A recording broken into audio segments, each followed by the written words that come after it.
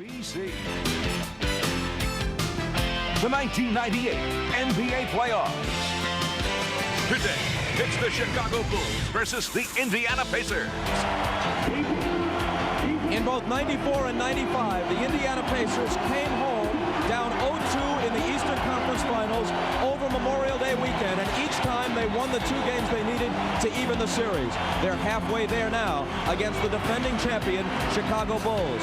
But a big question after his terrific performance in Game 3, how much will Reggie Miller be able to give them this afternoon at Market Square Arena? This was moments ago. Reggie going through the layup line, limping just slightly, scheduled to start against the Bulls. Once again, we greet you shouting over the din at Market Square Arena with Isaiah Thomas and Doug Collins. I'm Bob Costas. Let's go right to Reggie. What a performance in quarter number 4 on Saturday. Well, Game 3 was the Reggie Miller show, and the Pacers needed all of it, Bob. He came limping out of the locker room and put on quite a show in the fourth quarter, hitting 3 3-point shots and a little 2-pointer to put his team up by 8 late in the ball game. But he was sensational, and he gave this team such an emotional lift. You see him coming off this screen here. This will put them up 8 and really seal the win for them late. Now, this was a lot different than what we saw at the United Center. In Game 1, Reggie Miller was 0 for 2 in the fourth quarter. In Game 2, he was 2 for 3. But he put his signature on Game 3. 4 out of 5, 3 out of 3 from the three-point line. Bob, stars win championships. They need another dose of Reggie Miller, and once again, they need to take care of the basketball today. Zeke, stars do win championships. The Bulls have 5 because they have 2 of the greatest players of all time. Bob, and the Pacers have targeted the Bulls stars and Michael Jordan and Scottie Pippen. Every time Scottie Pippen moves, they want to put a body on him. They want to alleviate the pressure that he's putting on Mark Jackson. So every time he tries to go through a screen, they want to lay him down. And with Michael Jordan, Jalen Rose told us that they want to challenge his shots. They want to make him work for shots. Even though he's going to make them, they want to put a hand in his face. Now we know when Michael loses, he comes back and he has big efforts. That 63 you see was against Larry Bird. That 55 was against Charles Barkley. And I'm sorry to say that 47 that he dropped on Detroit, that was against me. Well, even though he had 30 in Game 3, he was just 9 for 22. But as a comparison, the worst shooting game he's ever had in the playoffs, 3 for 18 against the Knicks, Game 3 in '93. He comes back on Memorial Day in Game 4 and scores 54 on 18 of 30. Let's go to Ahmad with more on Reggie Miller. All right, thanks, Bob. I spoke with Reggie Miller before the game. He said he is still sore and very stiff. He's had treatment on that ankle the last day and a half, but he says it's such an important game that he will play, he will start, but we won't know how effective it will be until the game starts. Bob? The Bulls starting lineup for Game 4.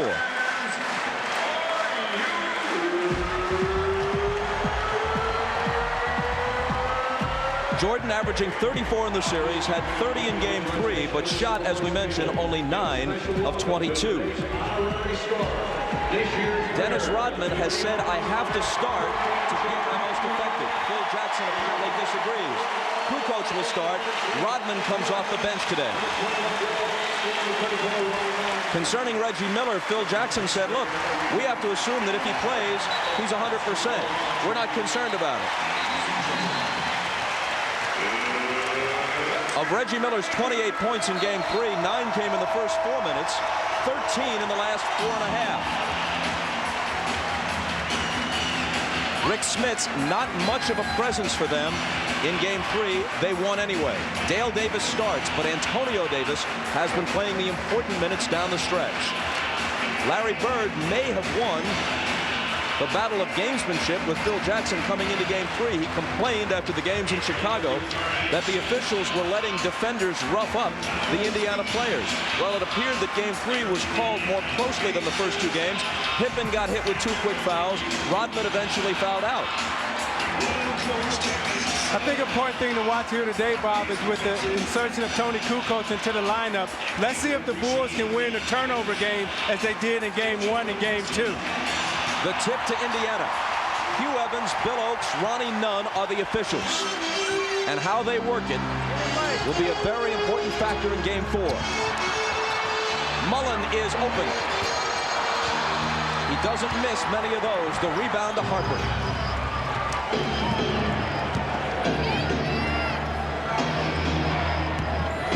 Kukoc on the run.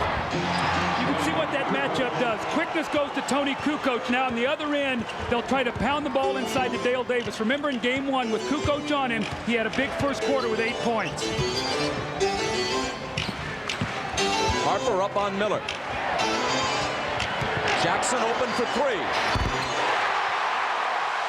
That's exactly the way he started game 3, hitting the open three-point shot. Scottie Pippen always helping into the post off Mark Jackson. And again, Doug, that's big for Mark Jackson's confidence to come out and make his first shot.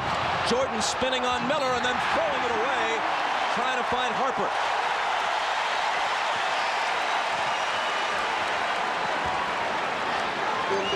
Miller is guarding Jordan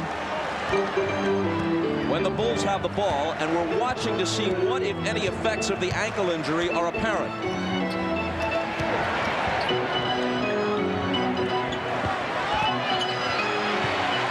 Smits turns on Longley.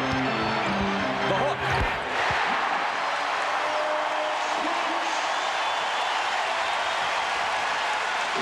Excellent patience that time by Rick Smits. The guy sunk back into his lap. He took his time, put it on the floor. The great little jump hook in the lane. Scottie. And he tips home his own miss to make it 5-4. You see, they'll go at Miller right away to test that ankle. When Scottie missed that shot, Miller wasn't able to block him out, and Scottie got the easy tap in. Mullin lost it. Jordan back with Pippen. Scottie to the hole, fouled by Jackson.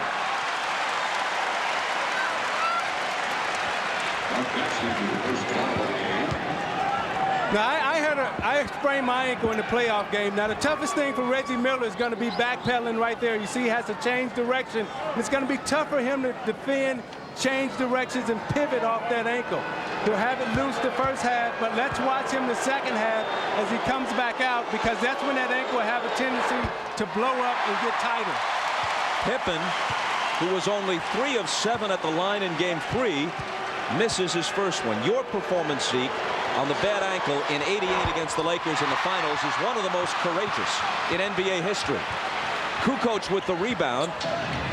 Now the drive, so they get the 2 points on this trip down the floor despite the free throw misses by Scottie.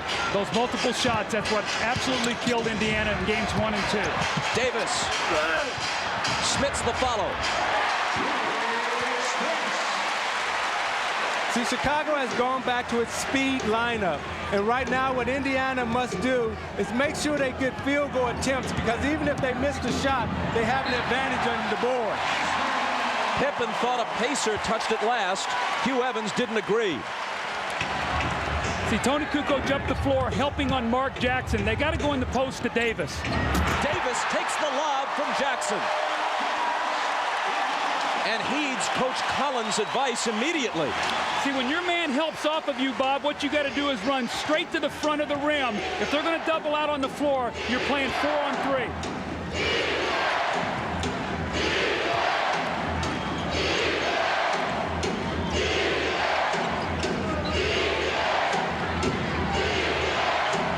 Kukoc cross-court to Harper. Misses the 3. Loose ball to Smits, and Kukoc with a foul over the back.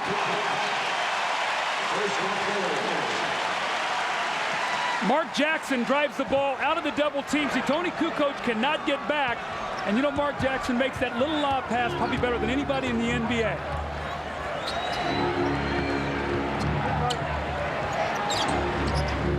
Mullin faking on Jordan. Jackson behind the back to Smits. Reggie out of the corner. Tough shot, air. Pippen dishes to Michael. Michael's first basket. 9-8 Pacers. Transition defense. Reggie could not get back out of that corner. The Bulls had numbers and took advantage. Smits throws it away right to us.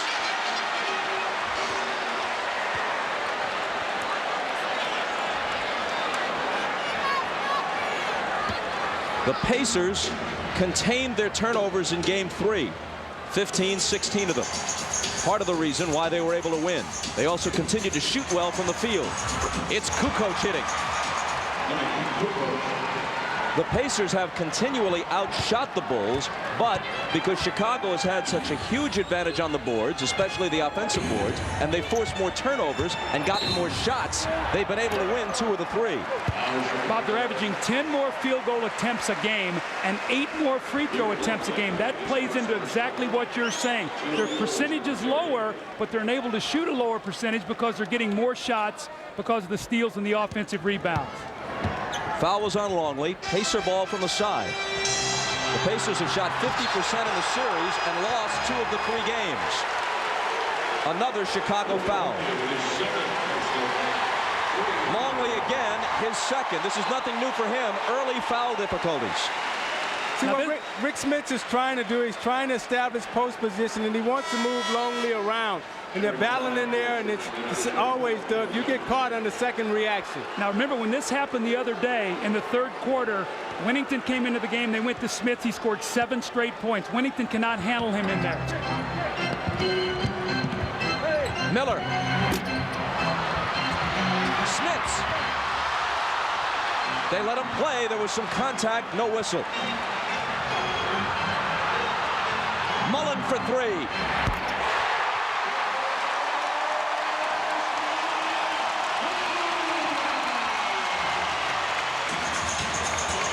Michael over Miller. Can't tie it. Reggie has the rebound.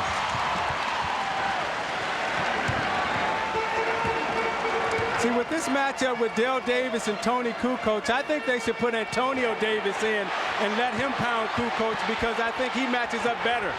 Smits hits the hook, and the Pacers lead it 14-10. That's the matchup. Bob, the NBA game is a game of matchups. If you see one you like, you've got to go to it and take advantage of it. Winnington in for Longley, driving and hammered by Dale Davis. Mullin with a 3, Smits with a hook in the lane, and the Pacers with a 14-10 lead. Now, Mullin has been shooting the ball extremely well. The only problem is Jordan has been so close to him. That time he got some free air, and he was able to get the shot off. You see Smits being guarded by Winnington and puts it on the floor and goes right to the middle for his little easy hook.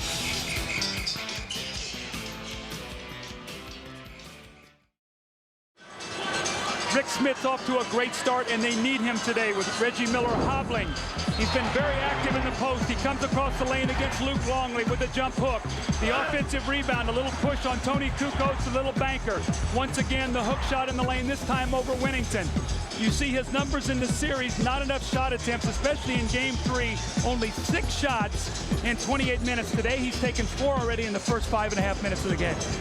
Meanwhile, Reggie Miller is 0 for 2. Too early to say if that indicates a trend, but if he doesn't give them what they usually get from him in a playoff game, 20+, obviously Smits has to have a big game. And you know, Bob, Reggie Miller is such a factor that he could go stand in the parking lot and someone will go with him.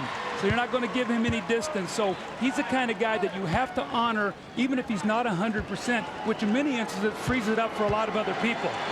And Doug Smits started out slow in that New York series. His first game, he was 3 for 19. And in the last 4, he was 33 of 58, shooting 57% from the field. Jordan going for the steal. Dale Davis recovers it. Rodman is in now for Kukoc. Toni shot 3 for 3 while he was in there. Jackson on the drive, off-balance shot, doesn't get the roll. Tipped by Davis, no. Smits keeps it alive. Now Jackson has it again.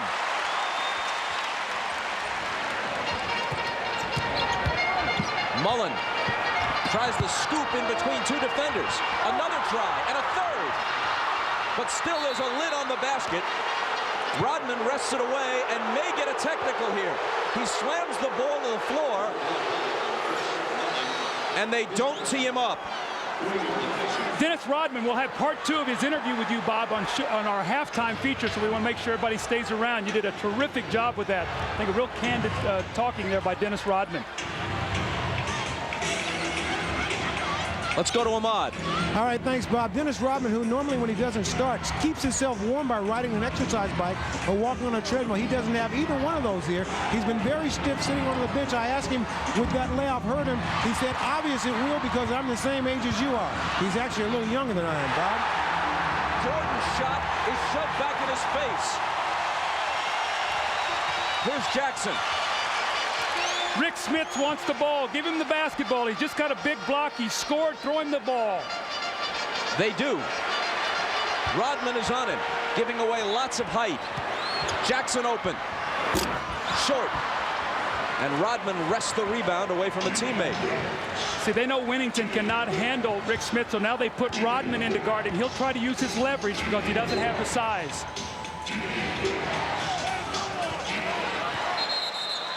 Michael Jordan asked for a 20-second timeout. And Michael appears to be bleeding in the area of his right eye, unless that was a bead of sweat.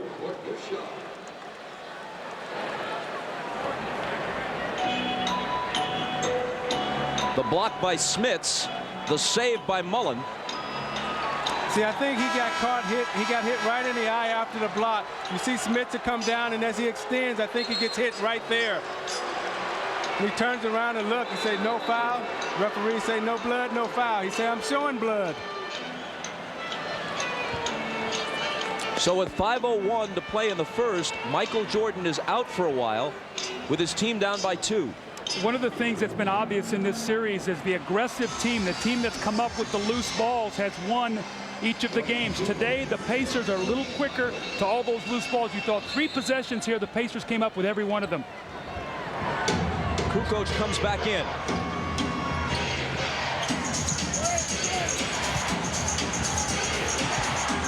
To Pippen for the reverse that ties the game. Good look by Kukoc. What a great athletic play, too. Toni got bailed out. He got in the air, no place to go, and Scottie saved him.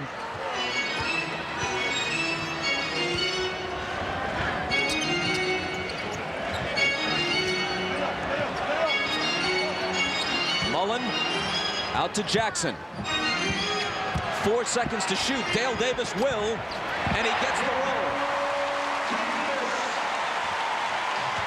See, I think Indiana's going to have to make a decision. They don't like to double team in the post, but anytime Reggie Miller is guarding Toni, Kukoc, or Scottie Pippen, they're taking them into the post, and I don't think physically he can handle them one-on-one down there. Miller pokes it out of bounds away from Kukoc. You see, Mark Jackson came that time to give him a little help on the spin, but he's not physical and strong enough right now to hold those guys in the post. Well, I think Jalen Rose is going to come in the game to guard him. I think Larry Bird sees the same thing, Isaiah. Does not like the matchup. They do not want to double team because then that messes up their rebounding. So they like to stay at home on their people. That's why you saw the substitution. Jalen Rose has had 1 good game in each playoff series so far for Indiana. They need a few more if they're to somehow get by Chicago. Hold on, Mullin fouls Pippen. Reggie Miller goes to the bench without having scored so far. Jordan is in the locker room having a cut in the area of his right eye attended to. And Michael was only 1 for 4 from the field before he went out. Ahmad Rashad is back in the Bulls locker room. As soon as he has some information, he'll pass it along to us. Mullin goes out, and Derek McKee is in to replace him. That was the 2nd foul on Chris. Harper into the lane, slicing through. Nice move. Rick Smits just does not have the quickness to jump out and trap that screen and roll. So anytime he's involved, the Bulls really look to turn the corner and get it all the way to the basket. Harper did it that time with his left hand. Jackson from Smits. The follow by Davis. Jackson blew the open layup, but Davis was there to cover for him. And what you'll notice is anytime that Mark Jackson makes a pass into the post, Pippen is roving. Winnington ties it again. Know your personnel. It's a tough cover for Rick Smits to get out to Bill Winnington. He's more of a jump shooter than he is a post player. Jackson evades Pippen. And Smits misses off the potential assist. Kukoc fires. and misses the three. And it's out of bounds to Chicago.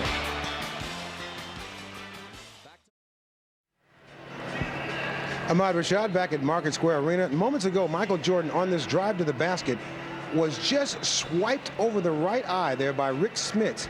It caused a cut to the upper part of his right eyelid. He has been taken to the locker room. They're trying now to close it with sterile stitches. Now, if that doesn't work, doesn't stop the bleeding, they'll try to go back and try to close it with actual stitches. As of right now, he's having that application applied now, and he'll be back in the game. Bob? Ahmad, thank you. Remember, as most of you know, it is an NBA rule that you cannot be on the floor with an open wound unless the bleeding has been completely stopped.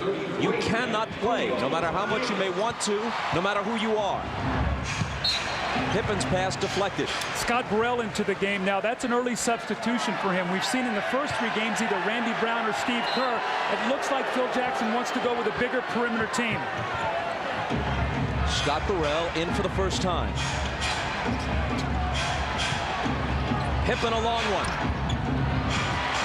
And the rebound to Antonio Davis. Now let's see if Indiana goes to Antonio Davis right now. Dale Davis guarded by Kukoc. Harper's on Jackson. Trying his post-up game now. We haven't seen much of that in this series. And Harper blocks it.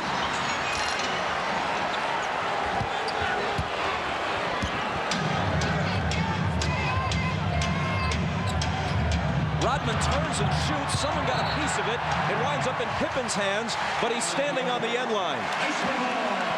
What's Dennis thinking? Well, right now, Rodman is just trying to get into the game. He has a hard time coming off the bench. Chicago has made the gamble that they'll try to force turnovers and they'll sacrifice his rebounding. Right now, he's just trying to get himself into the game. He's on Antonio Davis, who backs him down and shoots. It's off. Dale Davis takes it and hits. The muscle of the Pacer front line has really hurt Chicago. Anytime Longley's gone out of the game, he's really their only big body other than Rodman. They need to keep going to the offensive boards, Bob. That's 10 offensive rebounds here in the first quarter. Harper hits it. It's a 2-point basket. His foot was just on the line. Tied at 20. Here's Michael Jordan coming out of the locker room. The cut has been bandaged. He's headed for the Chicago bench. Jalen Rose, quick catch and shoot, overshot it. That's a tough shot for Jalen Rose. He's not a catch and shoot shooter. He has to put it on the floor and create a shot.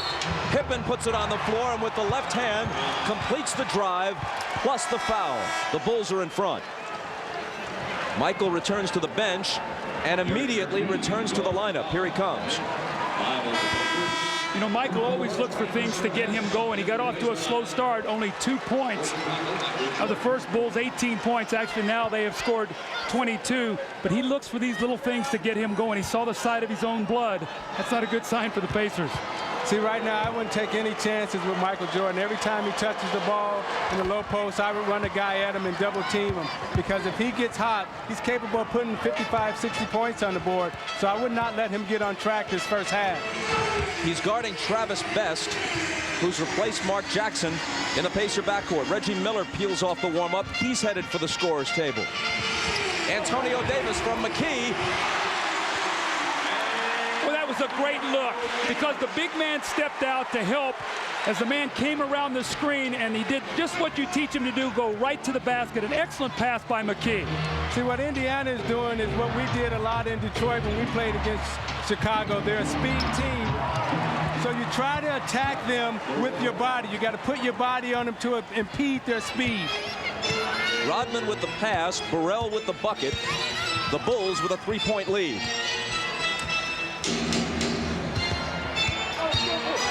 McKee working on Pippen, left hand. Hold on, there's a whistle before the shot.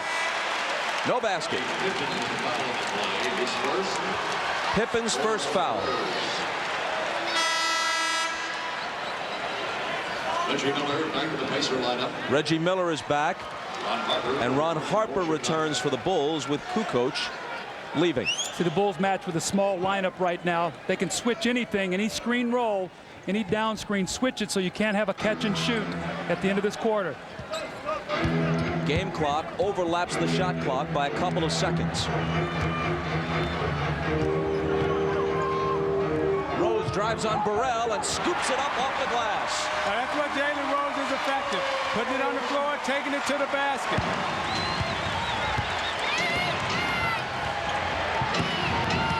Jordan with 5 seconds. Baseline. Did Rodman touch it? The Pacers think he did. The officials don't. I guess they ruled that was an air ball, not in the cylinder, because Rodman definitely... Yeah. Lift your foot, Dennis. Dennis, lift your foot. Yeah.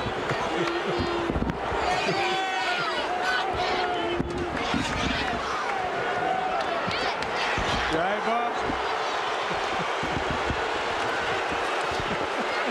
Once again, I'd like to say, stay tuned for that interview at halftime with Bob Costas and Dennis Rodman. They are now soulmates.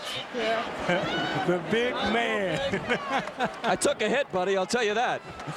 I saved you. I caught his foot. It was coming right for your head. He packed some punch. Meanwhile, watch the hustle. Look at Warren. We don't see Bob. Where's Bob? Where's Waldo?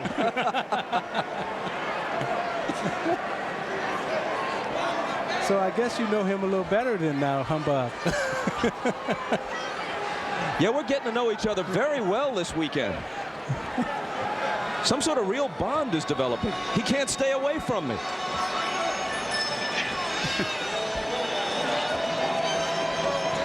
So meanwhile, Rodman appeared to have come close to touching the Jordan jumper, but the officials rule that he did not. So Michael's basket counts. Another basket from Michael right at the end of a quarter with 2 defenders on him. He's done that so often in this series. They count the basket. It gives the Bulls the lead. And now it's Pacer ball from the side with 1.2 seconds left. Now that's a good play as long as the ball is not in the cylinder. Got to catch and shoot. It's best. Short.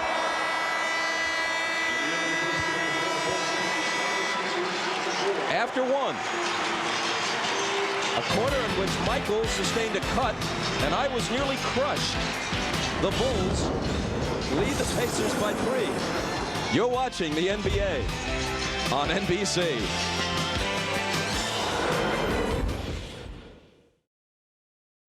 The Bulls lead by 3, but Michael Jordan has gotten off to a slow start, shooting 1 for 5. The Pacers have contested every shot you see here with the turnover, the fading jump shot. Again, Reggie Miller in the post, Michael fading away. Getting good looks at the basket, nothing going. And this is the play that he got hit by Rick Smits. And for more on that, let's go to Ahmad Rashad. All right, thanks, Doug. Just continuing up on my report, those Band-Aid strips that you see over Michael's eye are called sterile strips. They're trying to stop the bleeding right now. At halftime, they'll take another look at it. If it's still bleeding, they'll put in the real stitches. Now, I asked Michael during that just timeout if it affected his eyesight. He said it did not affect his eyesight, and he's ready to go. Bob? Thanks, Ahmad. The reason why you saw but 2 points beneath Michael's name, that last basket right at the end of the period was credited to Rodman, not to MJ. Michael gets an inadvertent assist, I guess. Gets it back from Rodman here, and it spills out for him. Reggie Miller whips it inside to Antonio Davis, who was bumped. But the contact goes the other way, according to the officials, and it's on the Pacers. The pace of this game is very similar to Game 3, where the Bulls had a big first half, 56 points, wore down a little bit. The Pacers would like to keep them running, keep the pressure on them for 48 minutes so their bench can have an effect. The call is traveling on Antonio Davis prior to the contact. No foul. Just 1 of 6. Not anymore.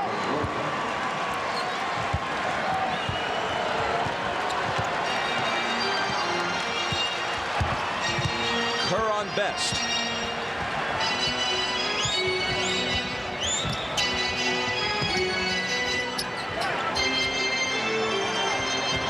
Six seconds to shoot. It'll be best. And Burrell takes the rebound.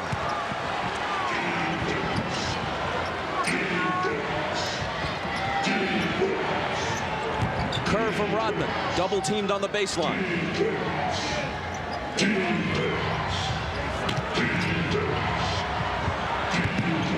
Jordan against Rose, 3 seconds to shoot. 2 in a row now for Michael. I wouldn't take any chances. You got to go get him, Doug, because right now this game is kind of getting away from you a bit. Best around Kerr. Pacers suddenly trail by 7. Davis a chance to cut into it, and does.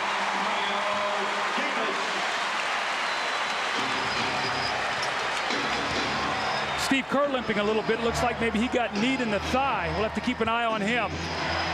He's wincing and hobbling around out there.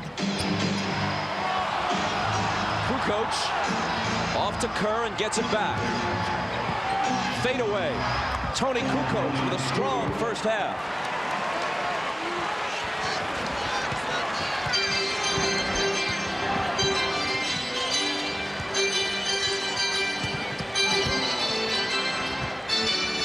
McKee from the head of the key. And the loose ball bounces to Jordan.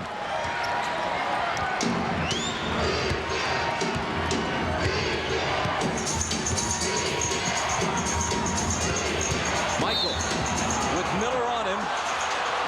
And Bill Oates blows the whistle. Now, anytime you get hurt, you come back with a vengeance, and Michael has that fire in his eyes and that bounce in his step. Falls back right there in front of Jay. And then the last time down, he comes down, he squares up Jalen Rose, gives him the fake, the step back. Oops, nope, I'm crossing you over. Now I'm a J you. Bam. And the foul a moment ago was number 1 on Reggie Miller.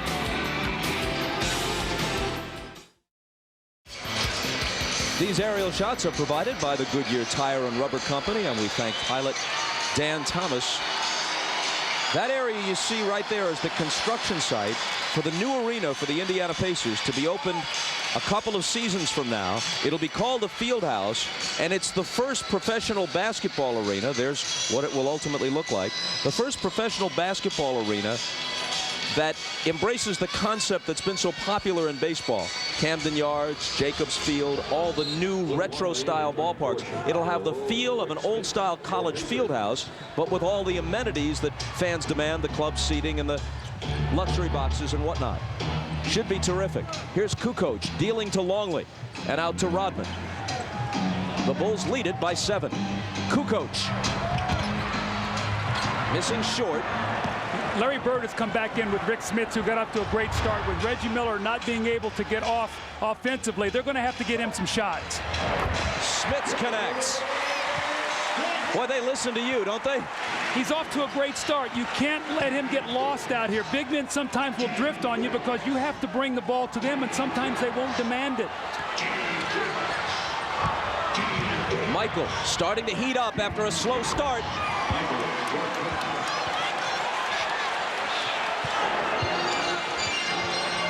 Three straight now for Jordan after missing 5 of his first 6. And play is stopped by a whistle. Now you watch Michael being guarded by McKee. Loves to come to that right hand and pull up in the middle. McKee just a little late getting there. Jordan swishes it right through the net. He gets better by the quarter in this series so far, and right now, what I see in Michael Jordan and that little bounce and that little hop, I know from experience, he's about ready to go off. Foul on Rodman was his first. Pippen and Harper are back in. Best. And once again, play is stopped. The foul is on Michael, his first. One of the things we talked about was Travis Best's speed and quickness hurt the Bulls the other day. They went with a smaller lineup. Today, they're going with the bigger lineup. They're keeping Pippen on McKee. They're letting Michael guard Best. And they're keeping Ron Harper on Reggie Miller. See, the thing I'm noticing is Reggie Miller, he can only fade like that. That's good enough. Yeah, he's having a hard time curling into the middle. So he's fading on every screen. And Chicago is shooting the gap, trying to go over the top. And that time they got caught. Miller's first hoop is a 3. And the Pacers are within 4. Michael to answer. There it is. I'm telling you, he's real hot. Well, he missed 5 of his first 6 shots, and he's made his last 4 right now. He's in one of those rhythms that great players get into. Reggie, nice feed from Best.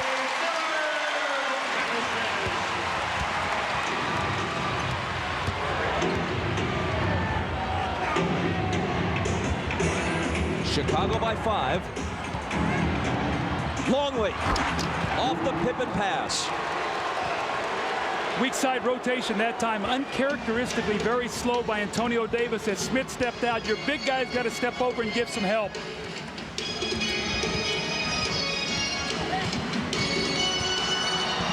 Reggie again, a little hook attempt. Comes up way short. He thought he was bumped a bit. Here comes Michael with Best at his mercy. And they call a foul on Michael at 6'6". He had the little guy, Travis Best, just 5'11", as the lone defender back. And he tried to give himself some room with the forearm, and they caught him. Keep your eye on his left arm and his left shoulder. Right there, the elbow. He gets it up. You very rarely see that call against Michael Jordan. Billy Oates with the emphatic call, but Travis Best giving him space. Watch the left arm. Right there, he gets it up. And you're watching the NBA on NBC. Now, Reggie Miller is playing with a severe sprained ankle, so therefore he's only able to operate on really one side of the court. You watch him come down here on the right side. This is not slow-mo. That's just how slow he's moving. He curls it to the lane, gets the left-hand layup. But you see as he comes to the right side of the court, watch as he labors trying to curl. Gets caught up here, can't really get his balance. As he goes in for the hook shot, can't really push off that ankle. So watch Reggie Miller working at one side of the court, and when he gets to the right side, he'll fade probably to the corner for a J. With the Pacers down by 7, Best brings it across. Fires the jumper and hits it.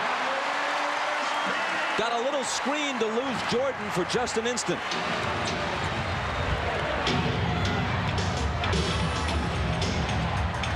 Rodman from Longley gives it up to Harper, who's fouled by Best. Folks, for complete coverage of the NBA Conference Finals, go online and step into the NBA.com arena.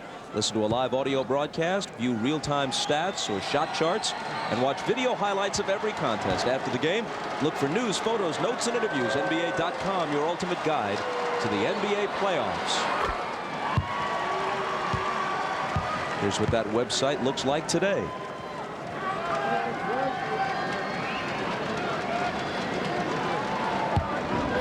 Now, Rick Smits has been a very important part of this team today offensively.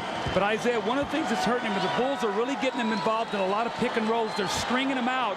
They're throwing that ball to the corner, and he's not able to get back. They're getting that ball right to the middle of the floor, and they've punished the Pacers with that play today. The Bulls have. Doug, you remember earlier in the season, Rick Smits had severe foot problems, and right now they're taking advantage of that. Travis Best really trying to make Michael expend some energy here on the defense. McKee driving, juggles it. It's Miller for 3.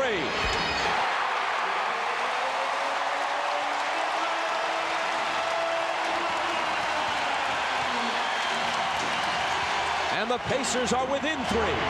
Pippen fouled as he slices through the lane. Once again, you talk about Reggie Miller, the threat of him shooting the basketball. Watch him moving around.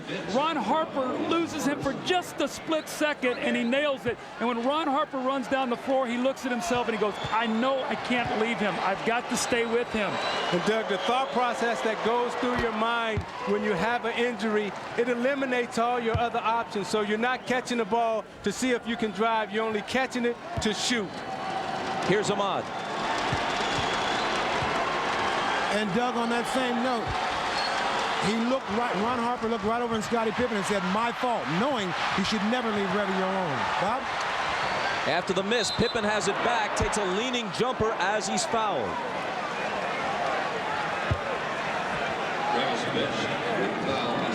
When you play Michael Jordan, you must make him work all the time. You have to hope that come fourth quarter, he's burned up some energy and becomes somewhat human. So what you see Travis Best doing, he's using screens. He's trying to penetrate, keeping Michael busy at both ends of the floor. The foul on Best came before the shot. Bulls put it into the side, and Longley misses. Rodman trying to keep it alive, but eventually it winds up in Smits' hands. Best around the Smits screen, and he travels.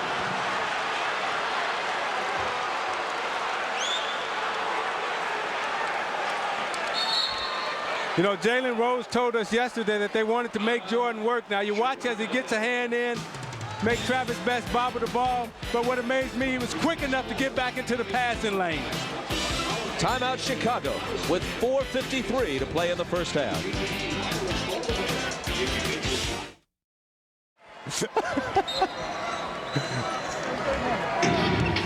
Chicago ball after the timeout. Their lead is 4.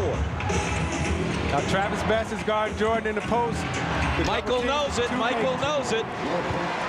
See, Reggie Miller came down to try to double team, but it was too late. He had banked it off the glass already. After missing 5 of his first 6, Jordan has now hit 5 in a row. Harper on Miller. Antonio Davis with the screen, gets it back, pops the jumper. His game has gotten so much better being able to hit that medium-range jump shot. You used to love for Toni Davis to step out and shoot that. That has become such a weapon for this team because you need another big guy who can shoot out there because Rick Smits sees so many double teams. Best again trying to contend with Michael. Knocked away as Antonio Davis came over with the help. You know, in that last bucket that Antonio Davis hit, Dennis Rodman bent down to tie his shoe up, and the pick and roll came. That's why he was so free at the free throw line, Doug. Pippen looking for somebody. It's Michael. At 6'6" to Best 5'11". Miller over on the double team.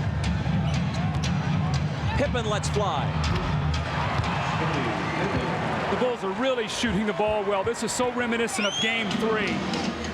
You know what I think is interesting here? Larry Bird is going against his philosophy. He doesn't like the double team, but he realized that Michael Jordan is hot, so he's sending a man at him every time, which is freeing up their perimeter shooters. Smits out to Best. Quick touch pass over to an open McKee, whose jumper is short. Here comes Chicago. The Bulls are shooting 59% in this half. Michael again. Cross court to Pippen. Head fake. Longley open. Great ball movement and a Chicago basket. So that's what happens when you double team. Now you get yourself rotating to people. You run at Pippen, he pump fakes you. He gets to the lane. You run at him and you kick for the easiest shot. That's why you don't like the double team. But the gamble that you take when you double team is you say, we're going to make everybody else beat you because we know Michael Jordan will beat us. Miller misses the hook. Harper races back the other way. Best wraps him up.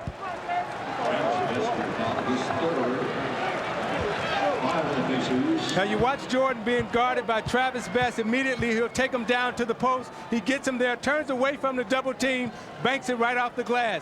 Now Indiana going against their philosophy, double teams Jordan. They swing it around. Pippen catches Davis coming, steps back, and drills the J. And then coming out again. You see Ron Harper here at the free throw line. Now you watch the good ball movement by Chicago. Jordan reads the double team. They swing, they kick, Look at Longley draw Smits to the middle, sitting there wide open for the J. That's why Chicago is so good, because of their spacing, but the willingness of Michael Jordan to give up the basketball and accept the double team. Jordan leaves the lineup with 2:48 to play in the half. This free throw upcoming right now by Ron Harper will be the 11th attempted in the half by the Bulls. Indiana is yet to go to the free throw line. That's an interesting substitution by Phil Jackson. They pushed it to a 10-point lead. Remember the other day in Game 3, he rested Michael, and they wasted an 8-point lead at the end of the third quarter to give the Pacers right back into the game. Let's see if the Pacers can make a dent into this lead. This is the biggest lead of the game for either side. Mark Jackson. 5 seconds to shoot. Smits loses it. And they do not beat the shot clock.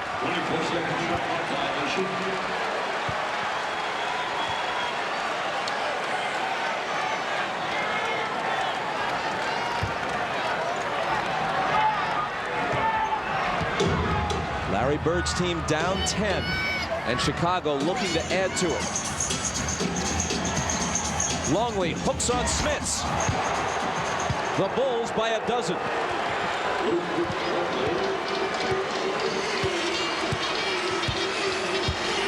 Chicago well aware that Utah has swept Los Angeles. Jackson's pass finds Smits, who is bumped and fouled, and he'll become the first Pacer to go to the free throw line. And if in fact the Bulls wind up in a finals rematch with Utah, they'd like to get there as soon as possible, because the Jazz will have home court advantage anyway, and right now they're resting up and waiting. So the longer this goes for a veteran team like Chicago, the worse it is for them, at least in theory, against Utah. That's why winning today and giving themselves a chance to wrap it up Wednesday night at home on NBC, beginning at 9 Eastern, 8 Central, is so important.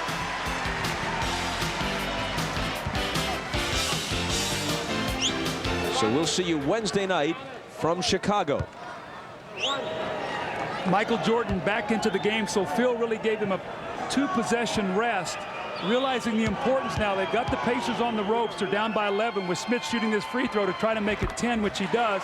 But if the Bulls can push this to 14 or 16, it will be a big cushion for them going in at the halftime.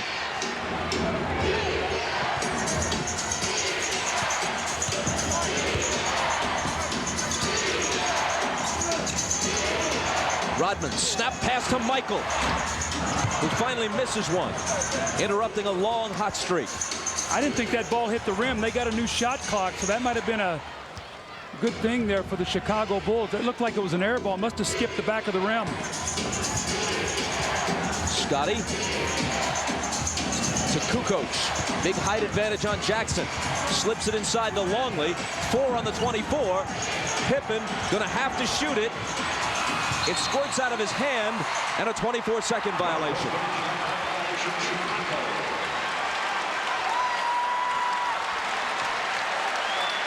The turnovers are even, 5 apiece. Scottie Pippen went to Toni Kukoc. He said, take your time. You've got a mismatch. Back him down. Don't be so impatient. And see, with Pippen, Kukoc, and Jordan in the lineup, you're always going to have a mismatch, and Chicago just have to be patient enough to find which one. McKee on the drive, and the floater is good, plus there's a foul. Bob, I can't tell you how big this last minute and a half could be for Indiana. The Bulls had pushed it to a 12-point lead. McKee here with the great drive on the baseline. He loves to go left, even though he's a right-hand player. The little flip shot and the foul. Now he has a chance to cut it to 7. If they can get a couple defensive stops and they can go in maybe down 5 or 7, that would be in pretty good position based on how well the Bulls have shot in this first half. The foul on Longley was his 3rd. 3-point play.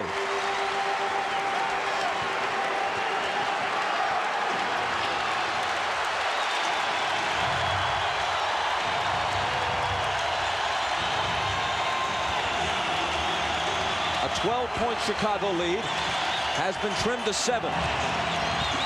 Michael over McKee, and it's back to 9. You see, Jordan loves to drive right and pull up right for that J. McKee got him. He gave him a little hesitation, went for it again, and then came back and hit the J, going right. Jordan has 15.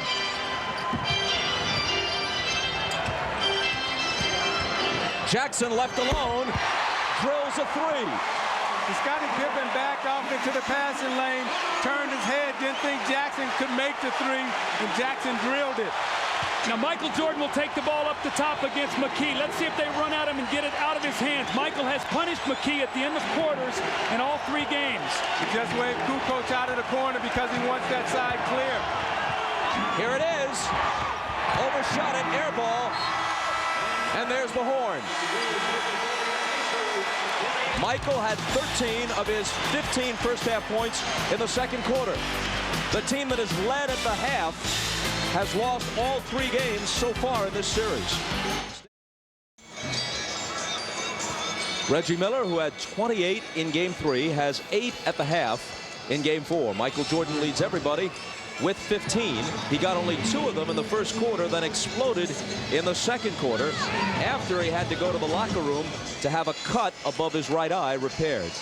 With Doug Collins and Isaiah Thomas, Bob Costas back for the second half of Game 4 at Market Square Arena. And quickly, let's take a look at the Miller Lite halftime stats. Bob, this game taking on so much of the complexion of Game 3. The Bulls had a huge first half in Game 3 where they led by 4 at the half.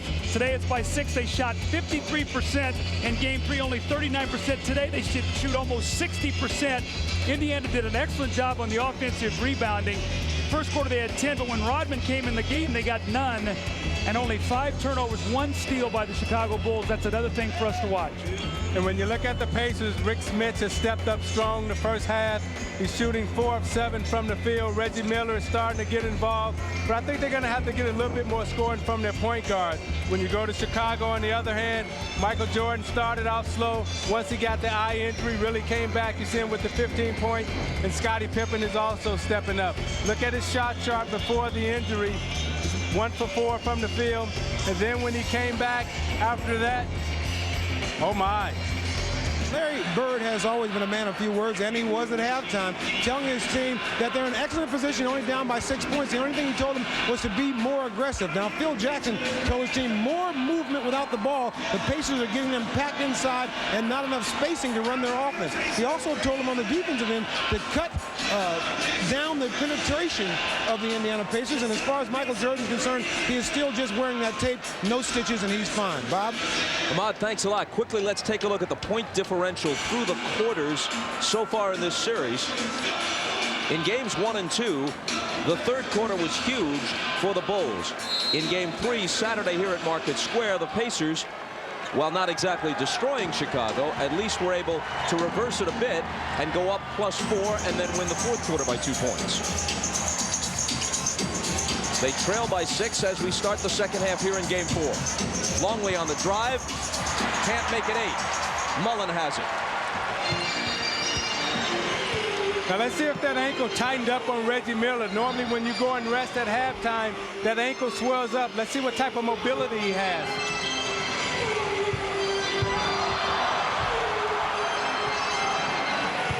Smits, jumper over Longley, no. Rebound Rodman. Bulls thinking defense here, starting Rodman, who picks up his 10th rebound to start the half. Pippen to the hoop. Knocked away by Smits. So you watch Reggie in transition here. He's slowly limping, trying to get back. It's tough for him to push and get off that ankle. And he's guarding Michael Jordan right now, and Jordan will look to test him quickly. Longley, catch and shoot. That's a well-executed play. Rick Smits had to give help on the screen by Michael. Longley read it, just faded right back to the corner. Mullin for 3. Way off. Rodman deals the outlet to Pippen. Michael is open. Good start to the third quarter for Chicago. Bird's going to need a 20-second timeout. The Bulls are coming out. They've got their defensive team on the floor. Hit 2 quick jump shots. Push this lead back up to 10, and Larry Bird doesn't like it.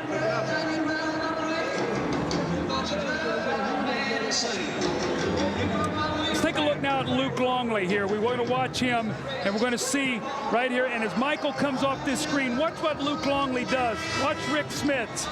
He's going to have to think about Michael Jordan. He turns his head. Longley works right against his vision with the open jump shot. And in Michael Jordan, the last time down again, Reggie Miller having a very difficult time getting down the floor. They're cross-matched. Mark Jackson does not get there soon enough. Michael continues his hot shooting. The Bulls up by 10. Jackson around Pippen. He often took it right at Scottie in game 3. Smits has position. Longley gets wrong that time. He went on the baseline side. The pass was right to the middle, which led Smits right to the dunk. Reggie on Michael.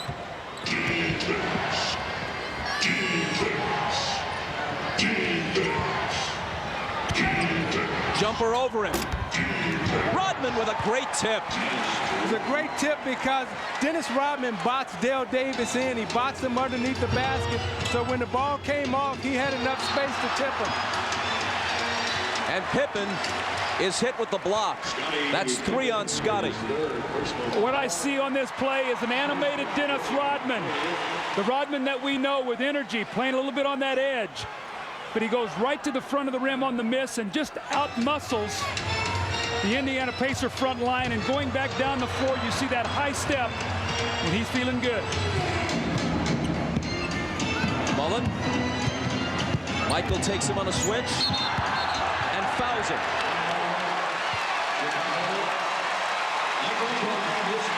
That's Michael's third.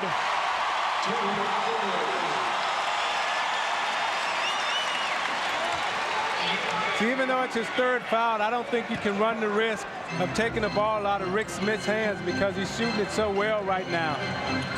They've got Harper now on Miller. Jackson into the lane. Dale Davis brings the Pacers back to within 8. The Pacers got to get some defensive stops, though. Right now, the Bulls are in that offensive rhythm. Remember, they shot 59% in the first half, and they have not missed a beat here in the third quarter. Well, Chicago has made the decision that they're going to outscore Indiana, and Indiana has to match them with scoring opportunities. On the Bulls turnover, the Pacers bring it back, trailing by 8.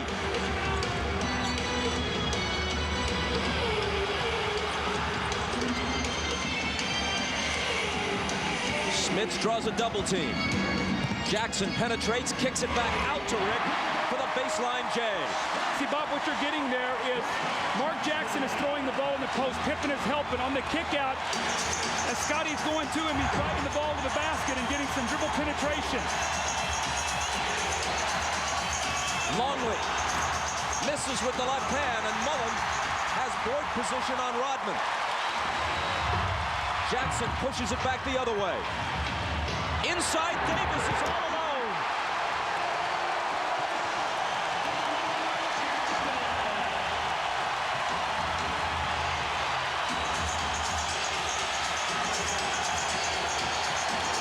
Indy's on a 6-0 run.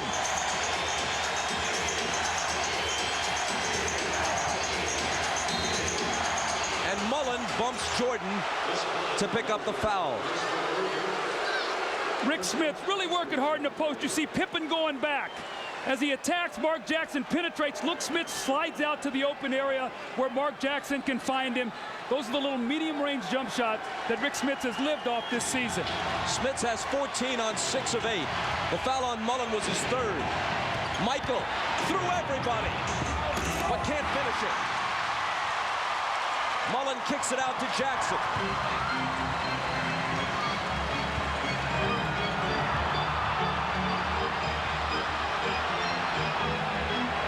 Looking for Smits.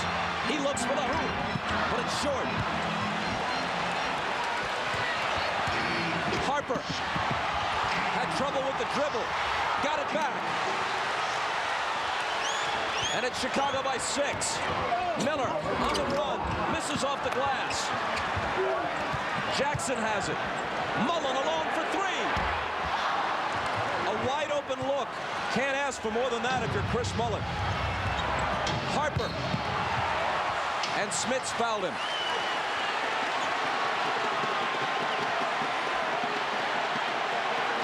Look at Rodman with the smile on his face, trying to provoke something out of Smits. Well, he knows Smits right now has it going offensively, and one of Rodman's traits is to try to knock you out of the game mentally, try to ruin your concentration. It's important for Smits to keep his concentration. You see he gives the hard foul, which is Indiana's philosophy. No free layups. You're not going to get anything. Harper takes it. Rodman comes over, and right now he's trying to say, hey, let me knock you out of your game a little bit. Let me see if I can get inside your head, make you concentrate about Dennis Rodman, and forget that you have to go down and score baskets.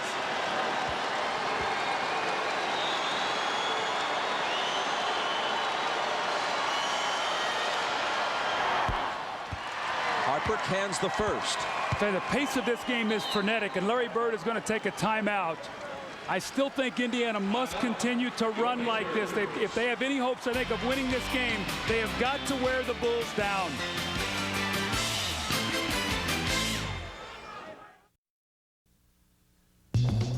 Miller Genuine Draft presents even more basketball. Games 1 and 2 belong to Michael Jordan and the Bulls. Game 3, Reggie Miller. You see him with the gimpy ankle and all shooting the three. Michael answers it with a three of his own. Reggie Miller with the quick curl in the lane and the left-hand layup. And Michael once again the quick pull-up and the fading jump shot on Derek McKee. Now who's winning the battle today? Michael Jordan, 8 of 17 for 17 points, no free throw attempts, and Reggie Miller only 8 shot attempts, 8 points, and he has not been to the free throw line today either. In recognition of this look inside the game, Miller Brewing Company will donate $1,000 to the Thurgood Marshall Scholarship Fund.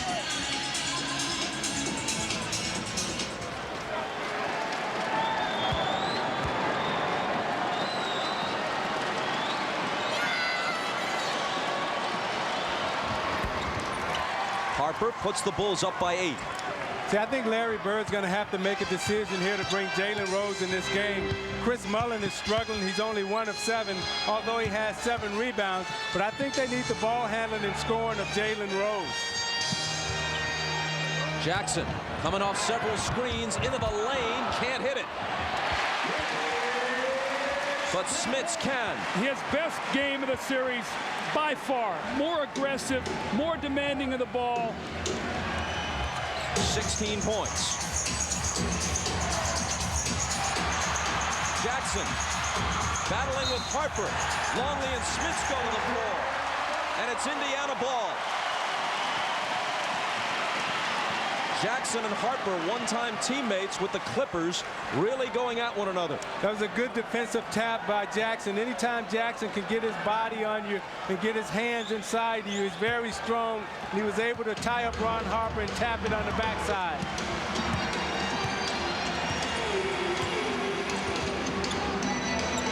Miller. Got it. A 2-point bucket just inside the line. Chicago by 4. That was such a difficult shot. Ron Harper with a hand in the face. Reggie Miller still buried it. See, again, that shot was on the fade. You got to get up on Miller and make him run. Michael slings it out to Harper, who traveled.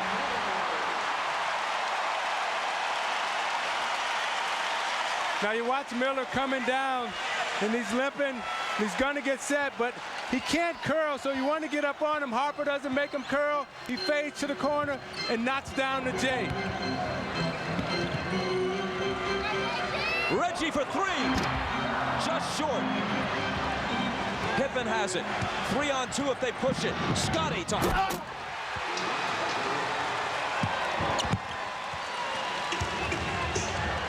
Boy, there's a swing. A three-pointer that could have cut it to 1.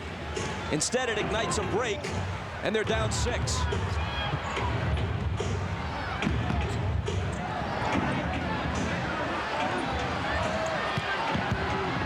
Mullin through a crowd. Gotta shoot it quickly. 24-second violation. Against the Chicago Bulls, you cannot hold the ball. Chris Mullin is holding the basketball and trying to get his own shot. He's 1 for 9 now. And again, Jalen Rose only played 7 minutes in the first half. He was only 1 for 2. So they're getting no production from their 3 spot at all today. After a huge game from Jalen Rose, we gave him 15 in game 3 and in the victory.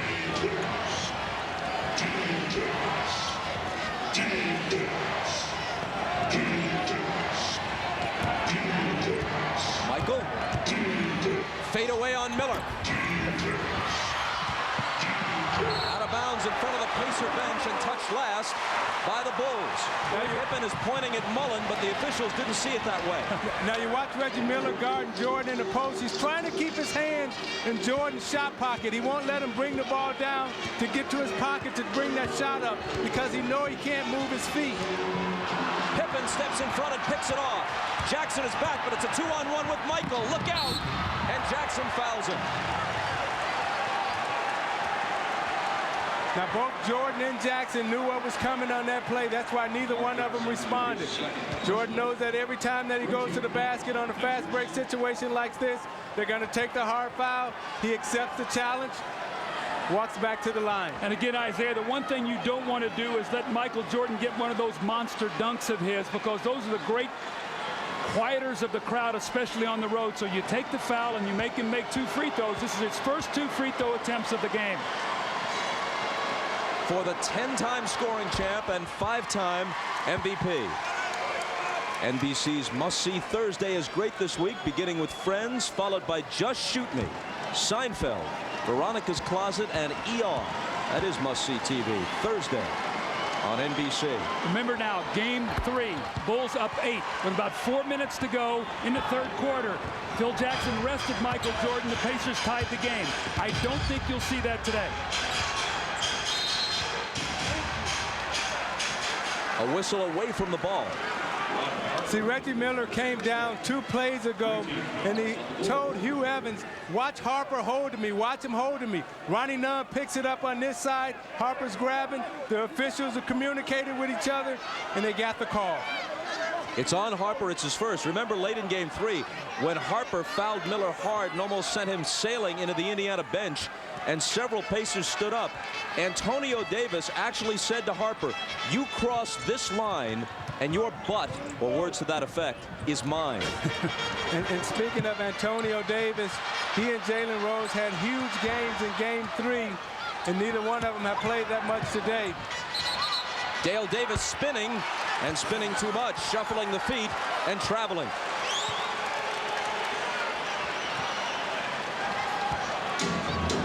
Ahmad Rashad tells us that Reggie Miller turned to one of the officials after they nailed Harper with the foul and actually said, thank you.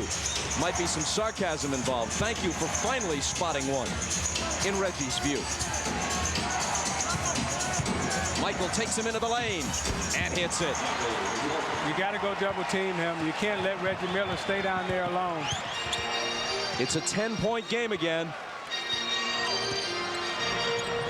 Mullin is open and shoots it long. Terrible shooting day for Chris Mullin, but not for Rick Smits, who's been hot all afternoon. And he's the one that's kept him in this game in the 3rd quarter, down 8 with 3 minutes to go.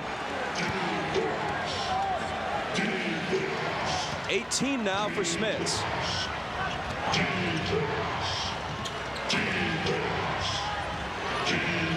Pippen from Rodman. Here's Longley. And again, it's Chicago by 10.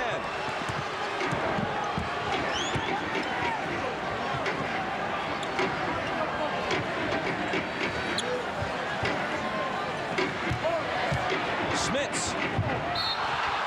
And Longley fouled him. That was a great adjustment by Rick Smits. He moved Longley up, then came around him, and Longley got the foul. Now you look at the last 2 baskets by Chicago. Jordan using his strength, backing Reggie Miller down. Reggie can't fight him off, doesn't have the leverage because of the ankle. Now you watch Longley, who likes to come left, drives left on Rick Smits, takes the long step around Jackson and hooks it right in the hole. And you're watching the NBA on NBC.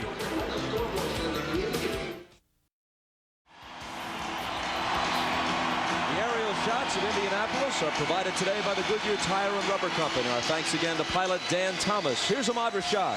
All right, thanks, Bob. You haven't seen Steve Kerr playing in the 2nd half, and Doug, you pointed out earlier, late in the 2nd half, he was doing some limping out on the court. I just found out he has a contusion to his left hip, so he's sitting on the bench with ice on it, trying to keep it loose. But as you see, he has not played as of yet, Bob. Ahmad, thanks. They may not need him today, but he has been so important. The play he made late in game 3, even though Chicago came up short, when he flew in for the rebound off a missed Pippen 3, grabbed it in midair in the lane and dished it back out to Michael, who hit a 3, was just a tremendously heady play. The foul which sent Smits to the line was Longley's 4th. Bob, once again, I think you see Phil Jackson's philosophy here. After losing that 8-point lead in game 3, it's a 9-point lead right now as Smits is shooting his second free throw to try to make it 8. Realizing they've worked so hard to get this lead, he does not want to let them close quickly to finish this third quarter.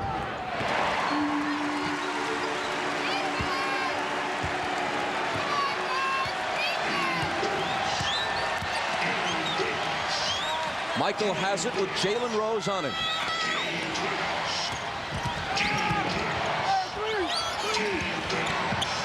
Scott Burrell. Michael. 5 on the 24. Rose all over him. Kukoc has it go through his hands. They won't beat the shot clock.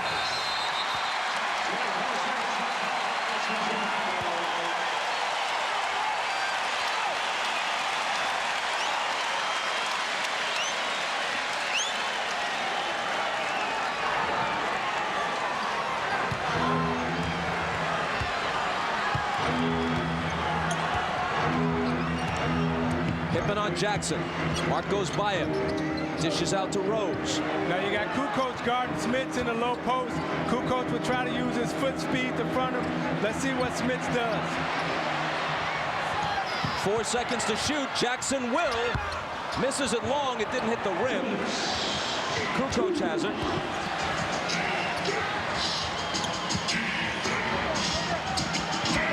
Kukoc with the jumper from the foul line.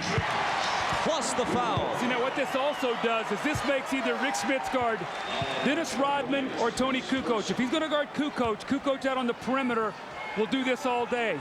You saw Antonio Davis tried to help him out, but it was too late. So this small lineup, if Kukoc can front the post and take the ball out of Smits' hands, will be very effective. See, in fronting the post with Kukoc, Smits has to get in deeper, Doug. So when Kukoc does front him, he'll be closer to the rim for the lob. Jackson looking for help. The foul on Antonio Davis a moment ago was his first. Jackson gets it back from Smits and lays it in.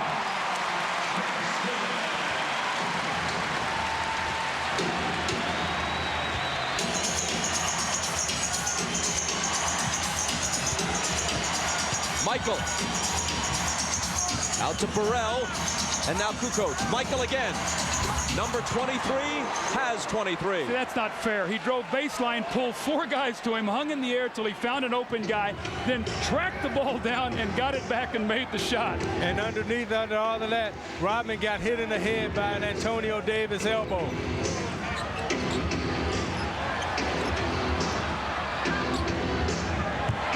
Smits poked away by Kukoc, and Toni fouled him.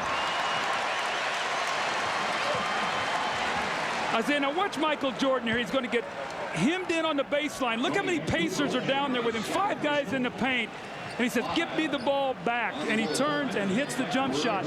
See, what's happened is through his career, he's seen so many double and triple teams. He realizes when he gives the ball up, don't take himself out of the play. Seek the ball back.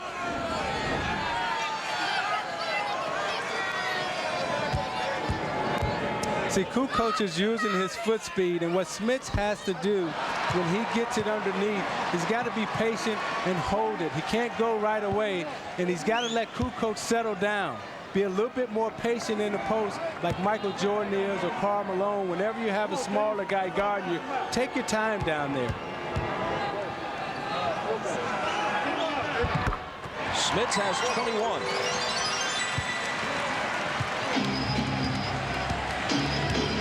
The Bulls led by 6 at the half. They're up by 9 now as the third quarter winds down. Jalen Rose fouled Michael Jordan. That's 1 on Rose, but will send Michael to the line as the Pacers are in the penalty.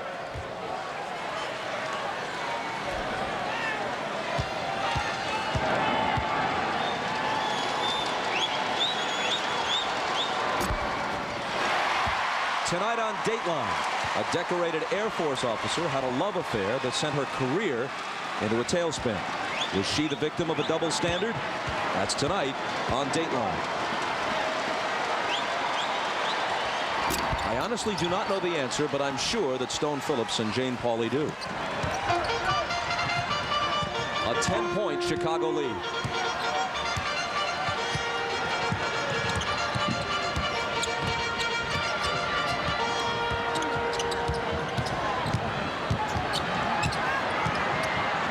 Smits, the hook. Boy, he's having a good game.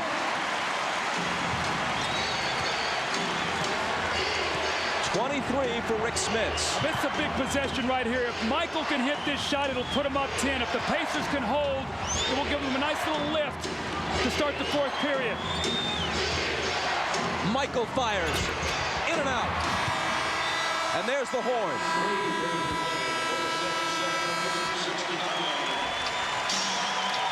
Well, the Bulls led by 6 at the half. They lead by 8 now, but it would have been a whole lot worse for Indiana without Rick Smits. 13 of his 23 points came in the third quarter. You're watching the NBA on NBC.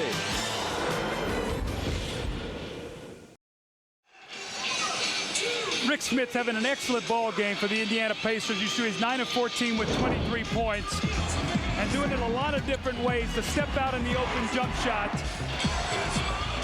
The follow-up on the offensive backboard. The little jump shot from about 17 feet, and then the slip of the screen and the jump hook over Scottie Pippen. Now this is excellent, what Rick Smits has been able to do. But Jalen Rose and Chris Mullin are combined 2 for 12 today. Travis Best in the ball game for Mark Jackson. Let's see if he can provide some speed and quickness for a big fourth quarter finish. As the fourth quarter begins, Jordan is on the bench for Chicago and Smits on the bench for the Pacers. Antonio Davis with the left hand. And Steve Kerr has returned despite the tender thigh. See, I like when Indiana has Davis in the game because he brings them the energy and the emotion. Kukoc to Rodman, who slings it out to Pippen, and now Kerr for 3. Got it. Now that's a pro. Sits there the whole game with a bruised hip, steps right back on the floor, and drills a 3. That's a pro. What that also does is buy another minute's rest for Michael Jordan. Since they're in front by 9.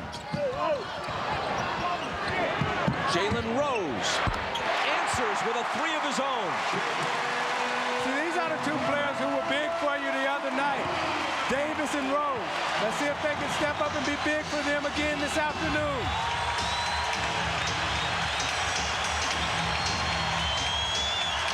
Burrell. Rebound Rose.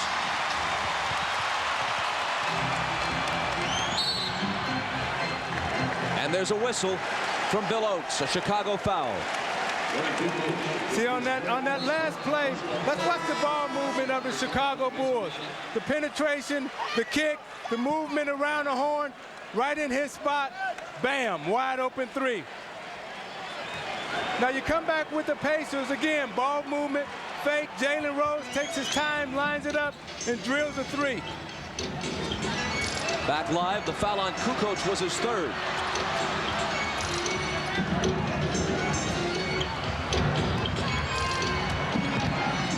See, Mullin is back in the game for Reggie Miller because Reggie's having a hard time.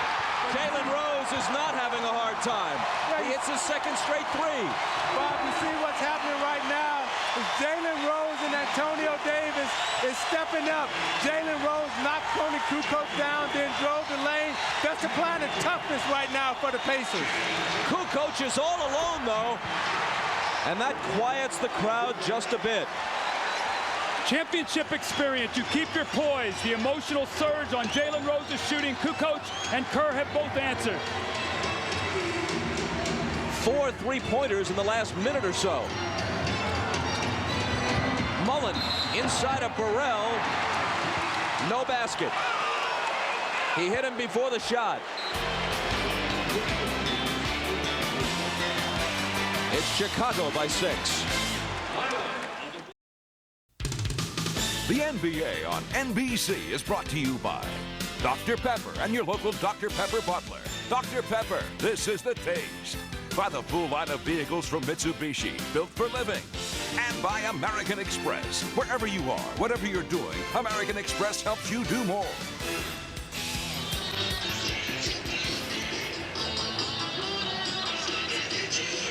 Another shot from pilot Dan Thomas and the folks in the Goodyear blimp. The Pacer bench has been so vital to their success all season long. The emotional toughness of Antonio Davis in the post against Dennis Rodman, and Jalen Rose with back-to-back big threes to give his team some energy and some life. And they're going to need the bench to finish this game out strong with Reggie Miller not being 100%. You see what their bench has done at home. They've shot 47% at home and on the road 39%. And that's what you normally see. Your starters play much better on the road and your bench plays much better at home. Today you see what they've done. +8. On the last play on Scott Burrell is first. You know, Doug, Rick Smits playing as well as he's playing. I know Larry Bird doesn't like to play the three big guys together, but I think he should try to play Rick Smits because Mullin is struggling and play Davis, McKee, and Smits together. Foul before the shot, and it's Burrell again.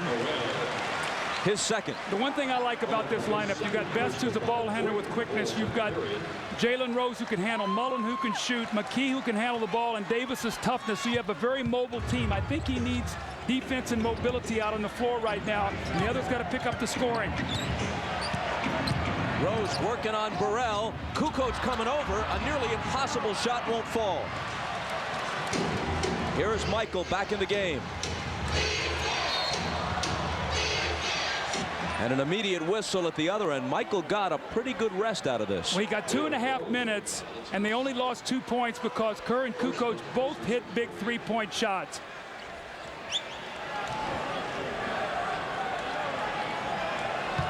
Jalen Rose and Scott Burrell are having a little battle of their own. But Jalen Rose will compete. That's why I love him as a basketball player. You see him defending Jordan. He's not backing away. He respects him, but he's going to compete against him. You're not going to get anything free on Jalen Rose. Michael Jordan hit with the offensive foul. That's his fourth. So you look at Jalen Rose, and he's not backing down. He's not conceding from Jordan. You watch him guarding him. He's going to take the shot. You know, out of the Fab Five at Michigan, you talk about Juwan Howard and Chris Webber, but this guy has a chance to be the true star. McKee won't fall. Burrell has it. Got to go strong and finish that shot. No flippers now. Either get to the line or finish.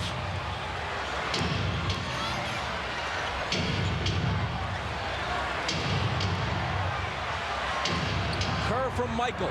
Into the lane he goes. Hold on. He was fouled as he made his move. Now that's 4 on Mullin.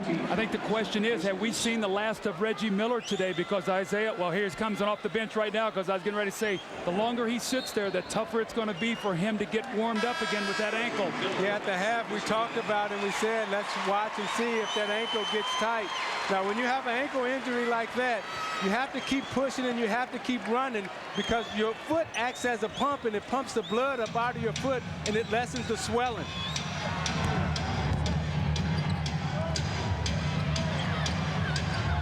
Michael, fade away. Got it. Just a blink of the eye between the time he caught it, made the move, and released it. His ability to fade back and create distance. His shot is almost impossible to block unless you come from behind. Pacers trail by 8. Davis spins on Rodman. Out of bounds to the Pacers, no foul. See, they have no post play right now, Doug. Although Antonio Davis is good in the post, he's being guarded by Dennis Rodman. You can't go to McKee on Kukoc because the size is the same.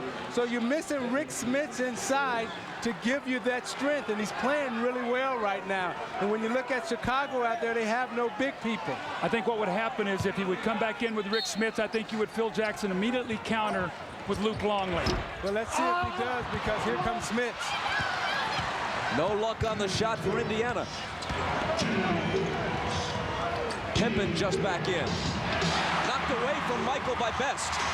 And into the hands of Rose.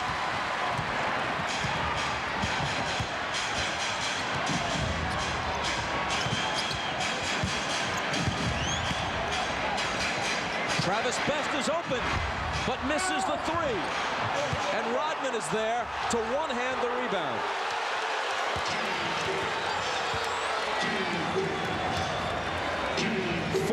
Rebounds for Dennis.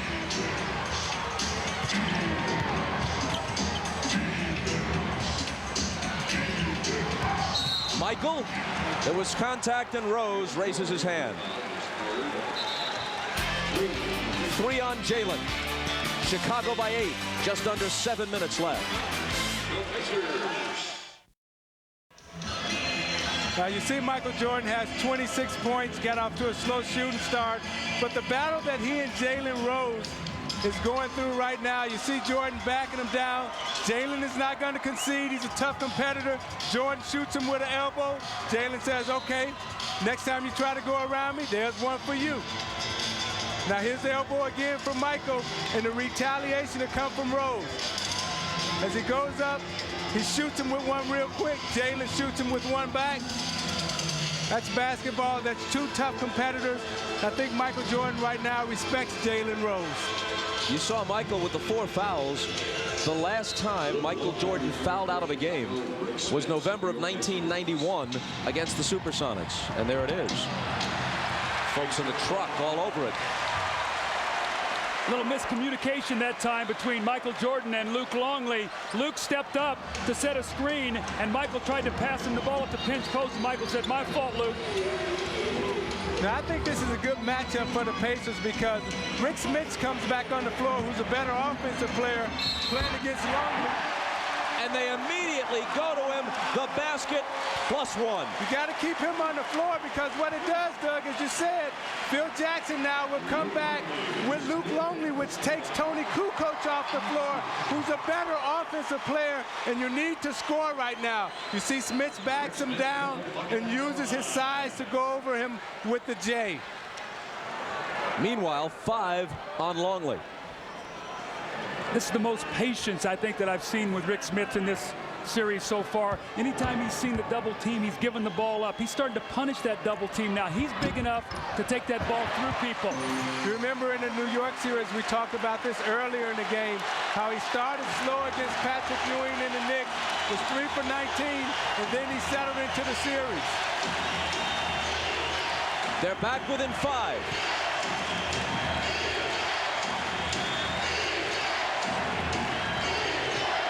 McKee on Jordan. Jumper over it. Spins out. Reggie Miller has it. Pacers looking to make a move. Best pulls up and hits.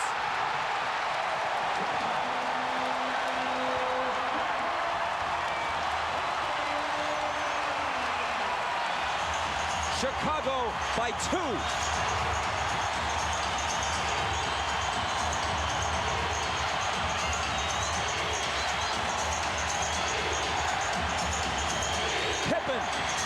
No! Chased down by Harper.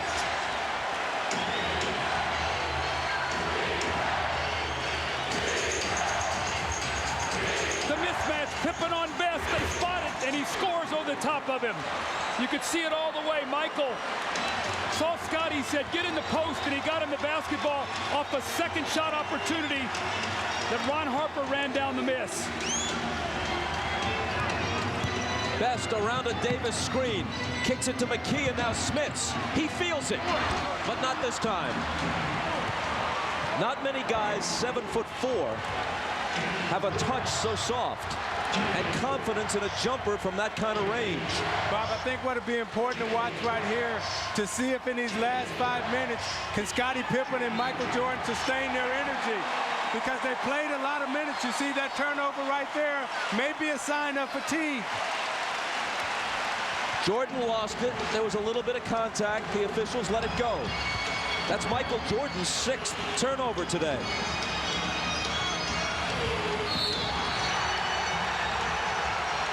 And a foul off the ball, and if it's on Longley, he's finished. And Phil Jackson is screaming at Luke Longley, and he said, Luke, how could you do that? How could you be so dumb? How could you get baited into that? Now you watch this. He's battling Smits. He's battling Smits. He's so conscious of Reggie Miller. He gives him a shove. Running on there, back official catches it. And Phil Jackson responds and said, Luke, what are you thinking about? Nothing to say to Longley now, but good day, mate. Well, now Phil Jackson's got to make a decision. If I come back in with Kukoc, I've got a smaller, more offensive-minded team. Bill Winnington has struggled trying to play him. So who is Phil Jackson going to go to?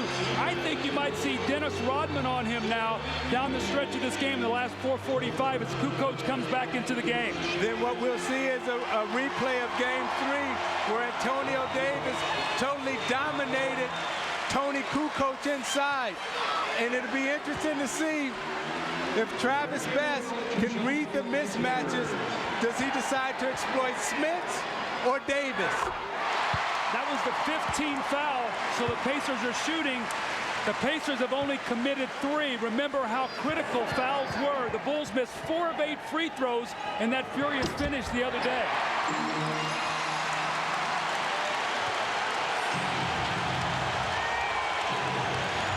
After Miller's free throws, it's again a 2-point game. Jordan through a crowd. It's short, but Rodman, he can't hit it. Here come the Pacers, and here comes the crowd. A basket here could tie it. A 3 could give them the lead. Now they have Kukoc guarding Smits. McKee for the lead. Indiana by 1.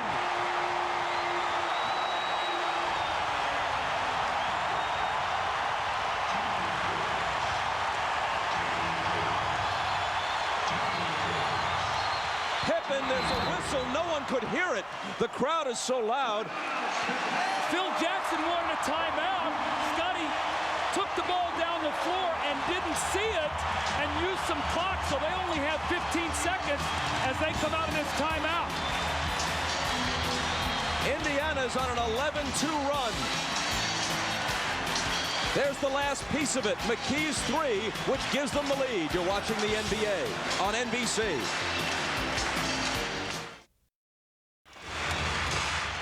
Keep your eye on Derek McKee right here. Watch the blow that he's going to take to his head from his teammate. He rolls over.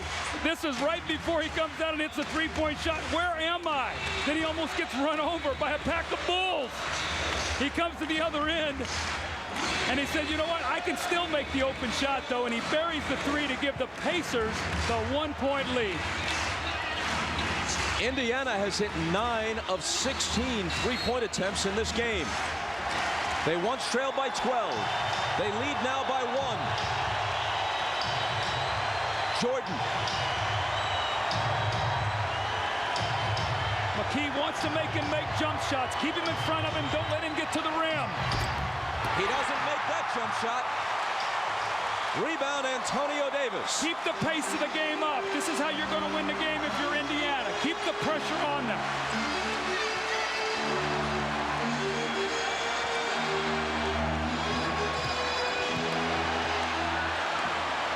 Five on the shot clock.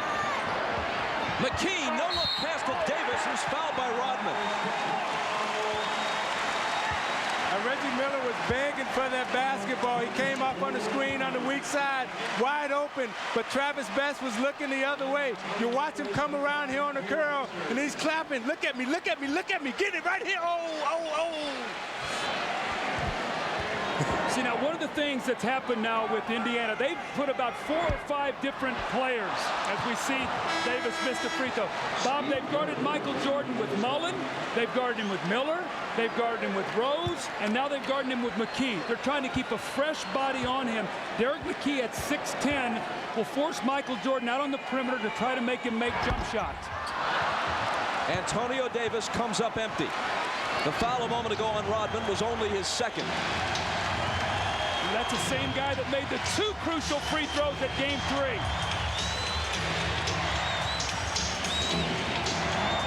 Scottie Pippen just Jordan Hold on, a foul. Pippen just gave Reggie Miller an elbow right to the head. He was trying to post him up. Miller stuck his head in there, and Scottie Pippen shot him right with the elbow on top of it. You watch Pippen posting up here, and Miller stick his head in, bam. Oh, my. As he rubs it. Foul on McKee, his second. The Pacers are one foul away from being in the penalty. The Bulls are already there with 3:01 on the clock. Now Steve Kerr being back in the game. Pippen to Kukoc. Toni Kukoc has been huge at various times in this game. See, they have the best offensive scorers in the game in Kukoc, Pippen, Jordan, and Kerr, because Chicago understands right now that they got to keep scoring. Now they've come back with Steve Kerr to play best. He hurt them with screen roll and penetration in game 3. They've got Harper out of the game because Kerr's a better shooter. I think you got to put it right back in Smits' hands against Kukoc. Best had a different idea.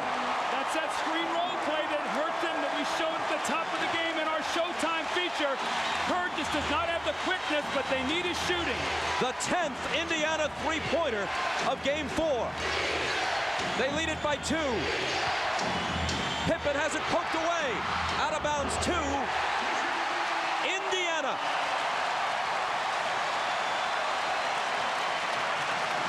Bob, one of the things here, Reggie Miller is one of the best in the league. If he catches the ball off the screen and he knows you're in the penalty, he will throw his body in you. Let's see if he tries to do that to Michael Jordan. Again, they're going with Best down the stretch, as they did in game 3 instead of Mark Jackson. It's Smits on the run. It spins out. Rebound, Rodman. 16th board of the game for Dennis Rodman. Jordan thought about a 3, gives it up to Kerr. Michael for Kukoc. It's Chicago in front again. Tony Davis twice. He's a big guy who's not used to playing guys that can shoot the ball out there. And he gave Kukoc 2 good looks, and he buried them both. Indiana asked for time. Kukoc has 18. He's hit 8 of 10 from the floor. It's the Bulls by a point with 1:35 left. Moments ago, Phil Jackson all over Hugh Evans, contending that Travis Best's foot was on the line, and the three-pointer should actually have been a 2-point basket. We'll get a look at it, and we'll show you Travis Best's foot right here on the line. And we can even get a better look. I think we'll be able to see it from a different angle here, but his foot right there, just his toe barely on the line, and we see it right there, and that should be a 2-point shot. You know, and if you're an official and you're watching that and you have to look at it real quick, you're looking at Travis Best with black shoes on, and you got the black line. It's kind of hard for you to take a quick look and decide which is which. Trailing by 1, the Pacers put it in play. They have Michael Jordan on Best to take away the penetration.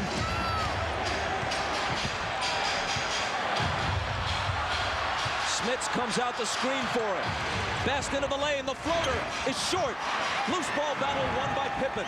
See, Smits had Kukoc pinned deep into the lane, but Best missed him because he was dribbling the basketball. That's one of the problems with Best as a point guard, that he dribbles. Jordan against McKee. 4 seconds on the shot clock. It'll be Michael, and it'll be Chicago by 3. That was Michael's first basket since 8:07 remained in the game. He has 28. Indiana season riding this last 40 seconds. Best dribbling the ball too much again. You see Smits flashed again that time, wide open. But Best took it to the hole and banked it in. With 33.5 on the clock, it's a 1-point game. Timeout Chicago. They now have 2 remaining plus a 20. Indiana has 2 timeouts left. Michael Jordan squares himself up, and he used his dribble to get his rhythm. Drives it to the point, raises up and makes the jump shot to put his team up 3. But Travis Best, composure off the bench. He's got Michael Jordan. He splits the defense. He goes by Kukoc. The high arcing shot off the glass, and we got us a 1-point game.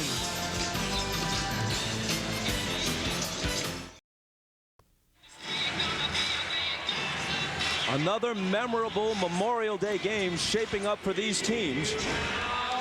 In this decade, the Bulls swept the Pistons and went past the team that had haunted them and on to their first NBA championship in '91 on Memorial Day. 2 years later, Michael with 54 in Game 4 against the Knicks. And then in '95, it was the Pacers' turn, the game in which Rick Smits hit the game winner, a contest that saw 4 lead changes in the final 13 seconds. Remember the exchange of what seemed to be game winners, first by Penny Hardaway and then by Smits. Here it's Chicago by 1 as they put it in play. You see Bulls take it length of the floor, not half court. Kerr, a great free throw shooter. And now Kukoc. Hold on. There's an offensive foul. An illegal screen is called. And the Pacers are going to get the ball with 21.8 on the clock. It's on Rodman, and it's his 3rd. And Rodman went to set the screen. He was trying to free Jordan. And he kind of leaned in a little bit. You see him here at the top of your screen. And watch the shoulder. Just a little slight shoulder. Kind of touchy at this point in the game, however. It was an offensive foul.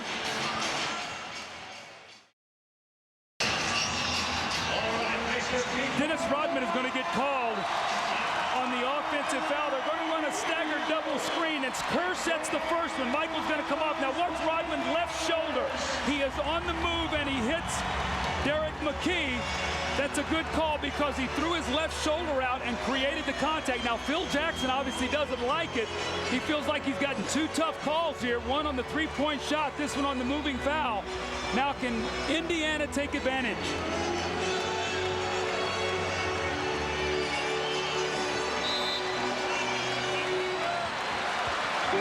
Best brings it out of the backcourt, confronted by Jordan. Reggie Miller, Harper on him. Reggie on the move, finds Best, deals it out to McKee. And it's knocked out of bounds by Jordan, who comes over to get a piece of it with 6.4 on the clock. Now Indiana runs a great set play here to free up Reggie Miller. Rodman or Kukoc must switch this, or Pippen, and then watch McKee, the inbounder, stepping back in. Indiana has a timeout. They elect not to use it. McKee looking.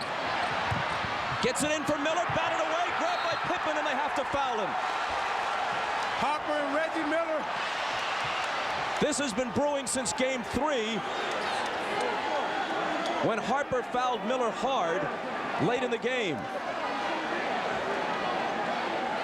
Right in front of the Chicago bench.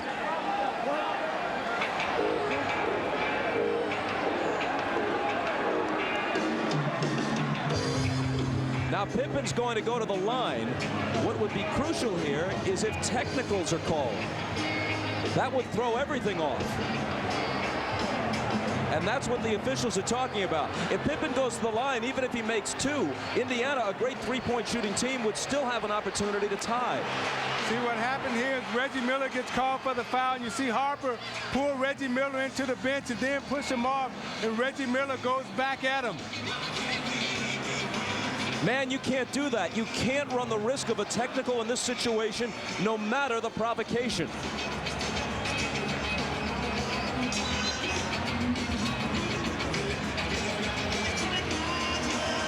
The officials may have decided, we haven't seen an indication yet, they may have decided that they don't want this game and the possibility of a trip to the NBA Finals to be decided by a technical foul shot.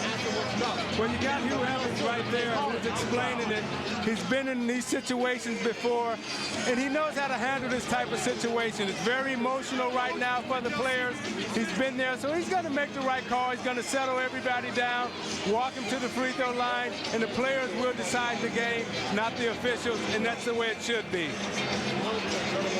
Scottie Pippen has had a great game. 12 points, 10 assists, 7 rebounds, and a pair of steals. But he's only 2 of 5 from the foul line. And on Saturday, he was only 3 of 7. Derek McKee walks over and whispers something into his ear.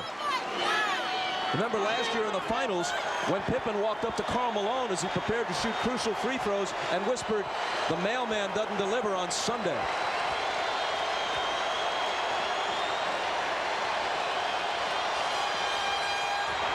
A miss. And see, I can tell you what's going through Scottie Pippen's mind as a player.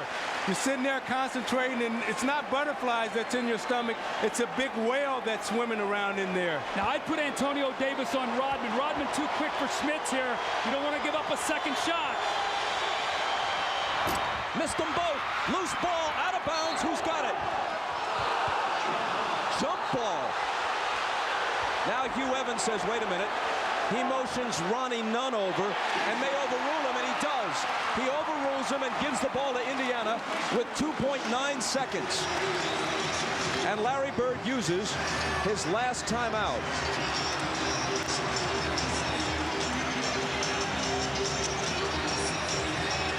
Michael Jordan is going to come over the top for this loose ball, and you're going to see his left hand looks like he knocks that ball out of bounds very close. Now, Ronnie Nunn did not have a good look at it. Hubert Evans on the other side saw it. Let's watch again. Watch Michael's hand here. That's definitely off Michael's hand. He and McKee were wrapped up there.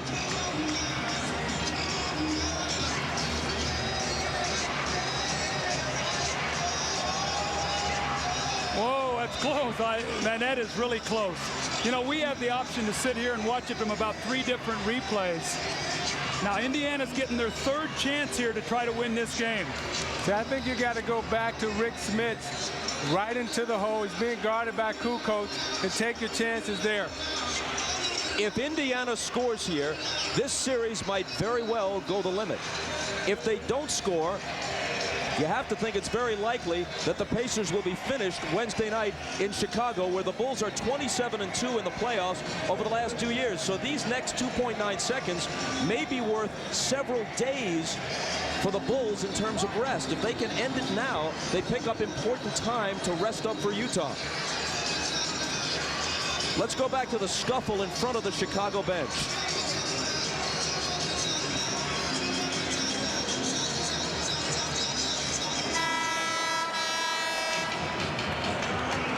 Let's see if someone moves off the Indiana bench. Watch the left of your screen. Right there, somebody. It could have been Jalen Rose.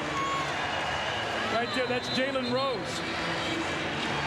Did not advance beyond midcourt. And there's Rick Carlisle, one of the assistants, coming over saying, get back here. Now, it's possible that Rod Thorne will review that tape, and it is possible that Jalen Rose will not be a participant Wednesday night in Chicago. Well, it all depends on how technical you want to be. The rule says that you can't come on the floor. He did not necessarily cross the line. He went up the sideline. So we'll see. You look at Rod Thorne there on the left and David Stern with the yellow tie on. We'll see how they rule. Indiana, no timeouts left. They've got to get the ball in. 2.9 seconds. And a delay of game warning on Chicago. They just wanted to get a look at Indiana's setup.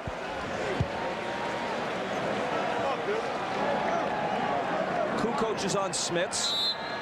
Jordan is on Best. Harper's on Miller. McKee gets it in the middle for the win. It's there! 0.4 of a second.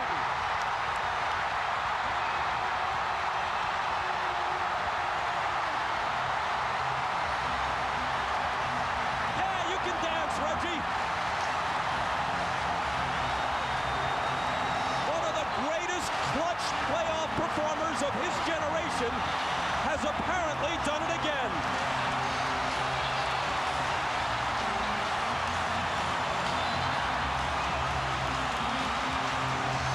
Reggie Miller, now watch him. He's going to come off one screen, gives Michael a bump, and he lets it go.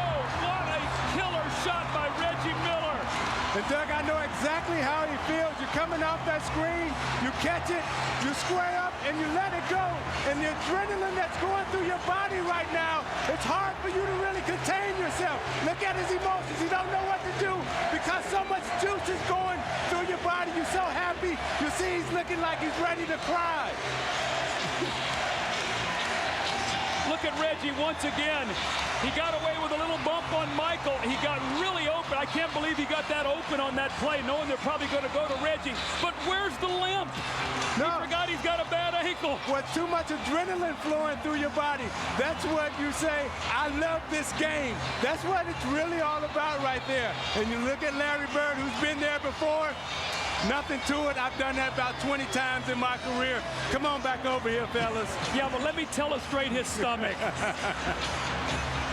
Well, that's an almost unbelievably placid demeanor, considering the fact that Market Square Arena is a complete madhouse. Bob, they put 0.7 of a second.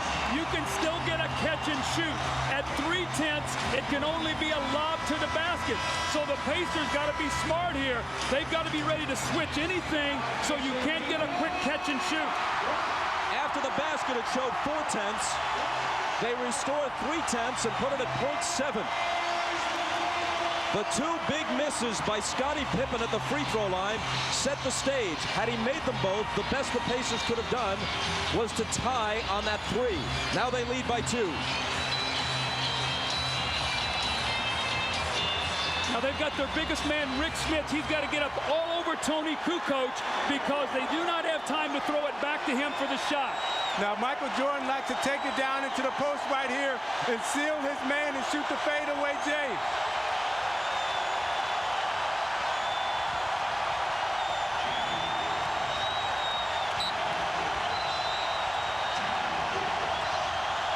Kukoc to Michael at the buzzer. It spins out. It spins out.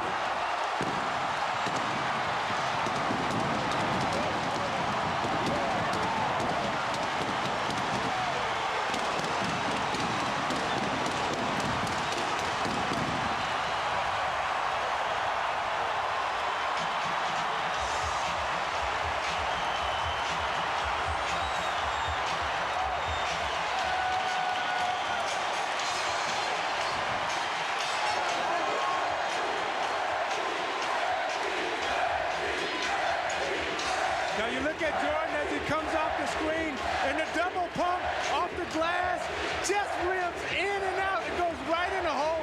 That's the greatness of Michael Jordan, his concentration. Let's take another look at it. I thought Derek McKee was going to block this shot from behind. Michael felt him, brought it down, and let it go. That would have won the game.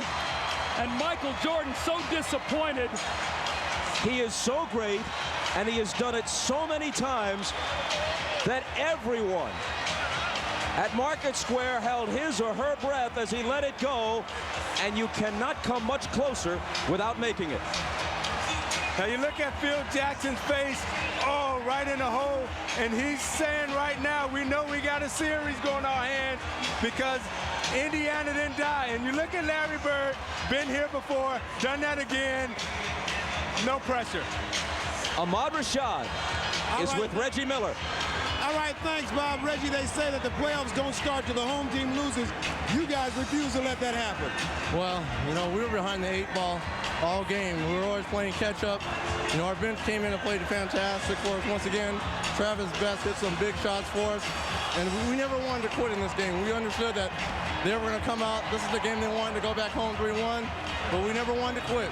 How confident were you going down to that last shot? You had been idle for a while and come in and hit that big shot.